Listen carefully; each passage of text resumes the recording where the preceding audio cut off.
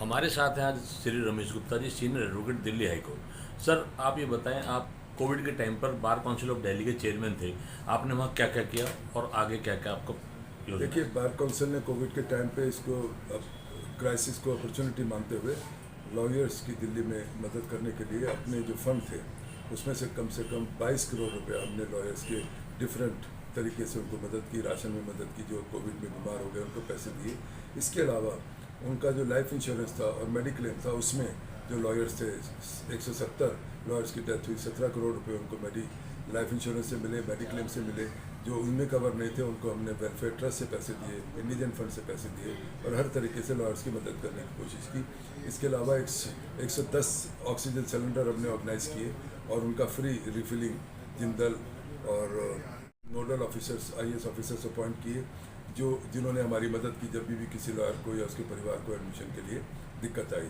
इसी तरह हमने और राशन का डिस्ट्रीब्यूशन किया, फिर पतंजलि के कूपन दिए।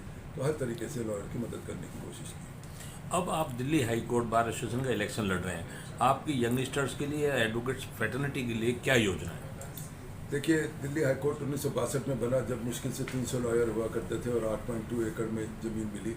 आज के दिन दिल्ली हाई कोर्ट की 15,000 से 20,000 तक मेंबरशिप है और मेंबरशिप के अलावा भी पूरे डिस्ट्रिक्ट बार से हाई कोर्ट में लॉयर्स आते हैं। इस समय 44 या 45 जजेस हैं, 60 जजेस की स्ट्रेंथ है और आज के दिन उतना स्पेस है जितना 1962 में मिला था। मेरी सबसे बड़ी प्रायोरिटी ये रहेगी कि हमारे को जो बापा नगर है, जिसमें बहुत बड़ा स्पेस है रीडेवलपमेंट प्लान के अंदर और सेंट्रल विस्टा प्लान के अंदर, हाई कोर्ट को ये सारा का सारा बापा नगर जो है वो मिले और उसके अंदर ऐसा कम्प्लेक्स बने जो जुडिशल कम्प्लेक्स वर्ल्ड का one of the best complex हो। और जो प्रेजेंट सरकार है मोदी जी के अंडर, वो ऐसा दूर सोचती है जो जब 100 वर्ष होंगे भारत के, तो भारत का एक नया रूप हो। और मुझे पूरा विश्वास है कि अगर हम ठीक प्लान लेकर जाएंगे तो सरकार इसमें हमारी मदद करेगी। क्योंकि यंग लॉयर्स जो हैं, अभी आप ये समझ लीजिए इस समय 12,000 लॉयर एक साल में रजिस्टर होते हैं और पिछले 3 साल में दिल्ली के अंदर काफ़ी मतलब बड़ी तादाद में लॉयर रजिस्टर हुए।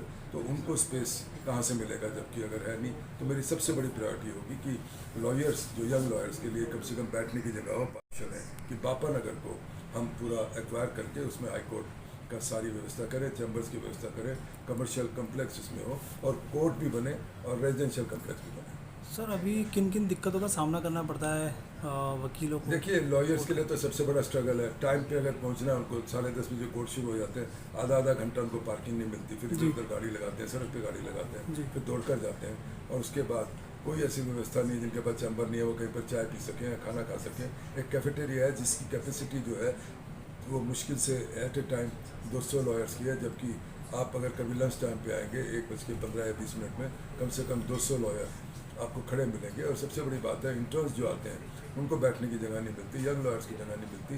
जबकि पूरे हर कॉलेजेस में अभी हो गया कि इंटर्नशिप कंपलसरी है, तो बच्चे जो कॉलेज में पढ़ते हैं वो कहाँ से आएंगे, उनको भी तो स्पेस चाहिए।